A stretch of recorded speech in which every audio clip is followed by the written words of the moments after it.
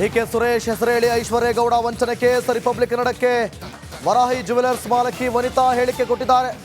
14 KG ಚಿನ್ನ ಪಡೆದು 1 ವರ್ಷವಾದರೂ ಹಣ ಕೊಟ್ಟಿಲ್ಲ. ಟೈಮ್ ಕೊಟ್ಟರು ಹಣ ಕೊಡದೇ ಇದ್ದಕ್ಕೆ ನಾವು ದೂರು ಕೊಟ್ವಿ. ಐಶ್ವರ್ಯ ಧರ್ಮರಾಜ್ ಎಲ್ಲ ವರಾಹ ಜ್ಯುವೆಲರ್ಸ್ ಒಂದು ಅಂಗಡಿಯ ಮಾಲೀಕರಾಗಿರುವಂತಹ ವನಿತಾ ಅವರು ನಮ್ಮ ಜೊತೆ ಇದ್ದಾರೆ. ಅವರು ಕಂಪ್ಲೇಂಟ್ ಕೂಡ ಕೊಟ್ಟಿದ್ರು. ಸದ್ಯ ಇವತ್ತು ಆರೋಪಿಗಳ ಬಂಧನ ಆಗಿದೆ. ನಮ್ಮ ಜೊತೆಗೆ ಅವರಿದ್ದಾರೆ. ಅವ್ರು ಏನು ಹೇಳ್ತಾರೆ ಅನ್ನುವಂಥದ್ದನ್ನ ಕೇಳೋಣ. ಮೇಡಮ್, ಈ ಹಿಂದೆ ನೀವು ಕಂಪ್ಲೇಂಟ್ನ ಕೊಟ್ಟಿದ್ರಿ ಚಂದ್ರಲೇಔಟ್ ಪೊಲೀಸ್ ಠಾಣೆಯಲ್ಲಿ. ಎಷ್ಟು ಕೆಜಿ ಚಿನ್ನ ಅವರು ನಿಮಗೆ ಮೋಸ ಮಾಡಿದ್ರು ಅನ್ನುವಂಥದ್ದು, ಮತ್ತೆ ಆ ಒಂದು ಹಿನ್ನೆಲೆ ಹೇಳಿ. ಅವರು ಹಾಗೆ ನಿಮ್ಮನ್ನ ಹೇಗೆ ಪರಿಚಯ ಮಾಡ್ಕೊಂಡ್ರು ಅನ್ನೋದು. ಸರ್, ಟೋಟಲ್ಲು 14 kg 660 grams ಇವತ್ತಿನ ತನಕ ಅವಳು ಕೊಡಬೇಕಾಗಿರೋವಂಥದ್ದು.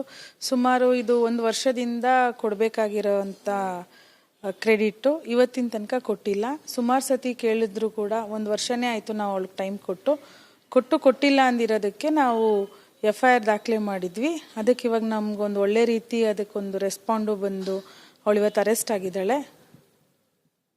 ಮ್ಯಾಮ್, ಈ ಒಂದು ಪ್ರಕರಣದಲ್ಲಿ ನಟ ಧರ್ಮೇಂದ್ರ ಅವರ ಹೆಸರು ಕೂಡ ಕೇಳಿ ಬರ್ತಾ ಇದೆ. ಅವ್ರನ್ನು ಕೂಡ ಪೊಲೀಸರು ಹುಡುಕ್ತಾ ಇದ್ದಾರೆ.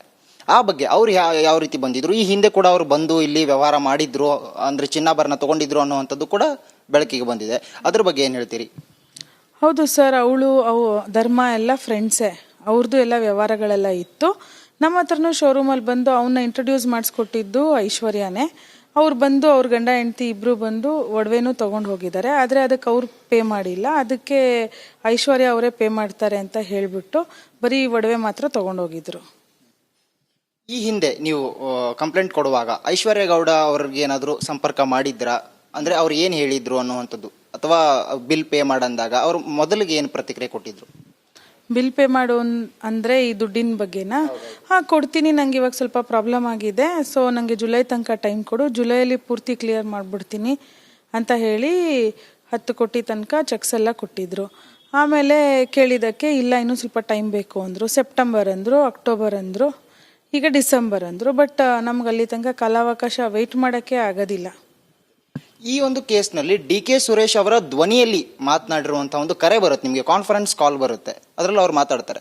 ಆಗ ನೀವು ಅದನ್ನ ಚೆಕ್ ಮಾಡ್ಕೊಳ್ಳಿಲ್ವಾ, ಅಥವಾ ಅವ್ರ ಸಂಪರ್ಕಕ್ಕೆ ಹೋಗಿ ಭೇಟಿಯಾಗಿ ಆ ಥರ ಏನೋ ನೀವು ಕ್ರಮವನ್ನು ತಗೊಳ್ಳಿಲ್ವಾ? ಅಂದರೆ ಡೈರೆಕ್ಟ್ ಆಗಿ ನೀವು ಅವ್ರ ಹೆಸರು ಹೇಳಿದಾಗ ಒಂದು ಕೊಡುವಂಥದ್ದಾಗಿರ್ಬೋದು, ಏನಾಗಿತ್ತು ಅಂತ ಆ ಒಂದು ಕನ್ವರ್ಸೇಷನ್?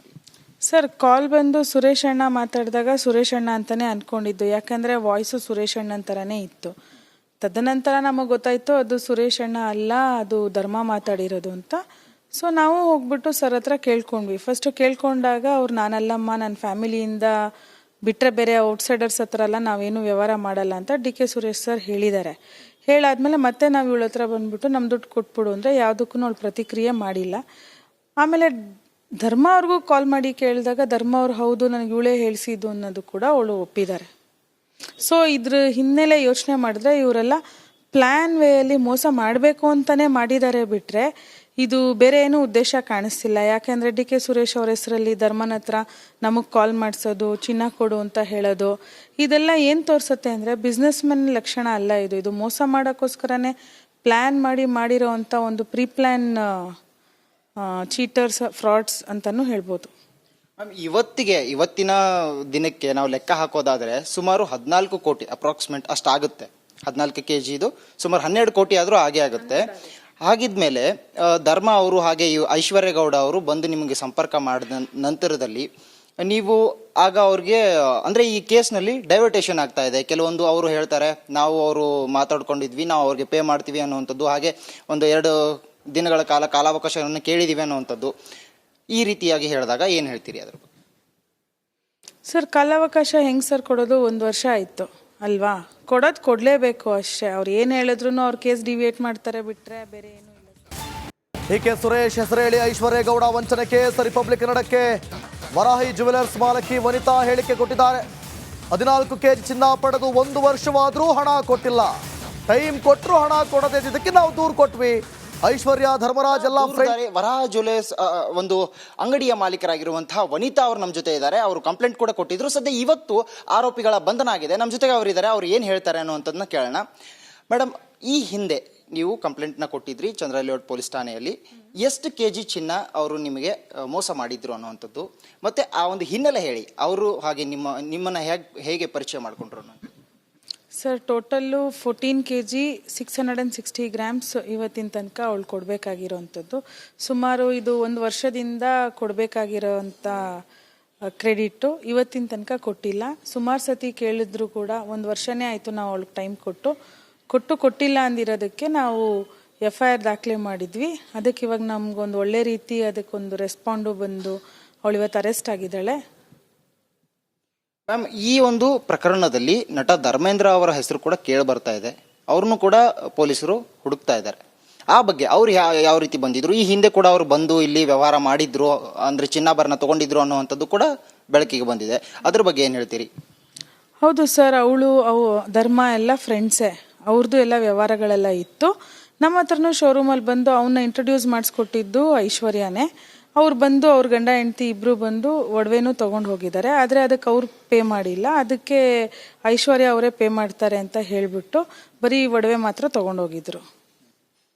ಈ ಹಿಂದೆ ನೀವು ಕಂಪ್ಲೇಂಟ್ ಕೊಡುವಾಗ ಐಶ್ವರ್ಯ ಗೌಡ ಅವ್ರಿಗೆ ಏನಾದರೂ ಸಂಪರ್ಕ ಮಾಡಿದ್ರಾ? ಅಂದರೆ ಅವ್ರು ಏನು ಹೇಳಿದ್ರು ಅನ್ನುವಂಥದ್ದು, ಅಥವಾ ಬಿಲ್ ಪೇ ಮಾಡಂದಾಗ ಅವ್ರು ಮೊದಲಿಗೆ ಏನು ಪ್ರತಿಕ್ರಿಯೆ ಕೊಟ್ಟಿದ್ರು? ಬಿಲ್ ಪೇ ಮಾಡು ಅಂದರೆ ಈ ದುಡ್ಡಿನ ಬಗ್ಗೆನಾ? ಹಾಂ, ಕೊಡ್ತೀನಿ, ನನಗೆ ಇವಾಗ ಸ್ವಲ್ಪ ಪ್ರಾಬ್ಲಮ್ ಆಗಿದೆ, ಸೊ ನನಗೆ ಜುಲೈ ತನಕ ಟೈಮ್ ಕೊಡು, ಜುಲೈಯಲ್ಲಿ ಪೂರ್ತಿ ಕ್ಲಿಯರ್ ಮಾಡಿಬಿಡ್ತೀನಿ ಅಂತ ಹೇಳಿ 10 ಕೋಟಿ ತನಕ ಚೆಕ್ಸ್ ಎಲ್ಲ ಕೊಟ್ಟಿದ್ರು.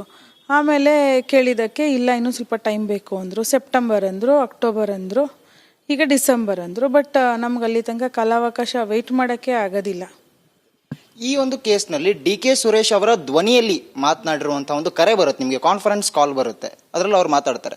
ಆಗ ನೀವು ಅದನ್ನ ಚೆಕ್ ಮಾಡ್ಕೊಳ್ಳಿಲ್ವಾ, ಅಥವಾ ಅವ್ರ ಸಂಪರ್ಕಕ್ಕೆ ಹೋಗಿ ಭೇಟಿಯಾಗಿ ಆ ಥರ ಏನು ನೀವು ಕ್ರಮವನ್ನು ತಗೊಳ್ಳಿಲ್ವಾ? ಅಂದರೆ ಡೈರೆಕ್ಟ್ ಆಗಿ ನೀವು ಅವ್ರ ಹೆಸರು ಹೇಳಿದಾಗ ಒಂದು ಕೊಡುವಂಥದ್ದಾಗಿರ್ಬೋದು, ಏನಾಗಿತ್ತು ಅಂತ ಆ ಒಂದು ಕನ್ವರ್ಸೇಷನ್? ಸರ್, ಕಾಲ್ ಬಂದು ಸುರೇಶ್ ಅಣ್ಣ ಮಾತಾಡಿದಾಗ ಸುರೇಶ್ ಅಣ್ಣ ಅಂತಾನೆ ಅನ್ಕೊಂಡಿದ್ದು, ಯಾಕಂದರೆ ವಾಯ್ಸು ಸುರೇಶ್ ಅಣ್ಣನ ಥರನೇ ಇತ್ತು. ತದನಂತರ ನಮಗೆ ಗೊತ್ತಾಯಿತು ಅದು ಸುರೇಶ್ ಅಣ್ಣ ಅಲ್ಲ, ಅದು ಧರ್ಮ ಮಾತಾಡಿರೋದು ಅಂತ. ಸೊ ನಾವು ಹೋಗ್ಬಿಟ್ಟು ಸರ್ ಹತ್ರ ಕೇಳ್ಕೊಂಡ್ವಿ. ಫಸ್ಟು ಕೇಳ್ಕೊಂಡಾಗ ಅವ್ರು ನಾನಲ್ಲಮ್ಮ, ನನ್ನ ಫ್ಯಾಮಿಲಿಯಿಂದ ಬಿಟ್ಟರೆ ಬೇರೆ ಔಟ್ಸೈಡರ್ಸ್ ಹತ್ರ ಎಲ್ಲ ನಾವೇನು ವ್ಯವಹಾರ ಮಾಡಲ್ಲ ಅಂತ DK ಸುರೇಶ್ ಸರ್ ಹೇಳಿದ್ದಾರೆ.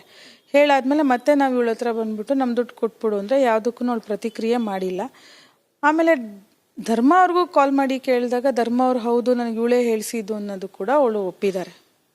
ಸೊ ಇದ್ರ ಹಿನ್ನೆಲೆ ಯೋಚನೆ ಮಾಡಿದ್ರೆ ಇವರೆಲ್ಲ ಪ್ಲ್ಯಾನ್ ವೇಯಲ್ಲಿ ಮೋಸ ಮಾಡಬೇಕು ಅಂತಲೇ ಮಾಡಿದ್ದಾರೆ ಬಿಟ್ಟರೆ ಇದು ಬೇರೆ ಏನೂ ಉದ್ದೇಶ ಕಾಣಿಸ್ತಿಲ್ಲ. ಯಾಕೆಂದರೆ DK ಸುರೇಶ್ ಅವ್ರ ಹೆಸರಲ್ಲಿ ಧರ್ಮನ ಹತ್ರ ನಮಗೆ ಕಾಲ್ ಮಾಡಿಸೋದು, ಚಿನ್ನ ಕೊಡು ಅಂತ ಹೇಳೋದು, ಇದೆಲ್ಲ ಏನು ತೋರಿಸುತ್ತೆ ಅಂದರೆ ಬಿಸ್ನೆಸ್ ಮೆನ್ ಲಕ್ಷಣ ಅಲ್ಲ ಇದು. ಇದು ಮೋಸ ಮಾಡೋಕ್ಕೋಸ್ಕರನೇ ಪ್ಲ್ಯಾನ್ ಮಾಡಿರೋ ಅಂಥ ಒಂದು ಪ್ರೀ ಪ್ಲ್ಯಾನ್ ಚೀಟರ್ಸ್, ಫ್ರಾಡ್ಸ್ ಅಂತಲೂ ಹೇಳ್ಬೋದು. ಮ್ಯಾಮ್, ಇವತ್ತಿನ ದಿನಕ್ಕೆ ನಾವು ಲೆಕ್ಕ ಹಾಕೋದಾದರೆ ಸುಮಾರು 14 ಕೋಟಿ ಅಪ್ರಾಕ್ಸಿಮೇಟ್ ಅಷ್ಟಾಗುತ್ತೆ. 14 kg ಇದು ಸುಮಾರು 12 ಕೋಟಿ ಆದರೂ ಹಾಗೆ ಆಗುತ್ತೆ. ಹಾಗಿದ್ಮೇಲೆ ಧರ್ಮ ಅವರು ಹಾಗೆ ಐಶ್ವರ್ಯ ಗೌಡ ಅವರು ಬಂದು ನಿಮಗೆ ಸಂಪರ್ಕ ಮಾಡಿದ ನಂತರದಲ್ಲಿ ನೀವು ಆಗ ಅವ್ರಿಗೆ ಅಂದರೆ ಈ ಕೇಸ್ನಲ್ಲಿ ಡೈವರ್ಟೇಷನ್ ಆಗ್ತಾ ಇದೆ. ಕೆಲವೊಂದು ಅವರು ಹೇಳ್ತಾರೆ ನಾವು ಅವರು ಮಾತಾಡ್ಕೊಂಡಿದ್ವಿ, ನಾವು ಅವ್ರಿಗೆ ಪೇ ಮಾಡ್ತೀವಿ ಅನ್ನುವಂಥದ್ದು, ಹಾಗೆ ಒಂದು 2 ದಿನಗಳ ಕಾಲಾವಕಾಶವನ್ನು ಕೇಳಿದ್ದೀವಿ ಅನ್ನುವಂಥದ್ದು, ಈ ರೀತಿಯಾಗಿ ಹೇಳಿದಾಗ ಏನು ಹೇಳ್ತೀರಿ ಅದ್ರ ಬಗ್ಗೆ? ಸರ್, ಕಾಲಾವಕಾಶ ಹೆಂಗೆ ಸರ್ ಕೊಡೋದು? 1 ವರ್ಷ ಆಯಿತು ಅಲ್ವಾ? ಕೊಡಲೇಬೇಕು ಅಷ್ಟೇ. ಅವ್ರು ಏನು ಹೇಳಿದ್ರು ಅವ್ರ ಕೇಸ್ ಡಿವಿಯೇಟ್ ಮಾಡ್ತಾರೆ ಬಿಟ್ಟರೆ ಬೇರೆ ಏನು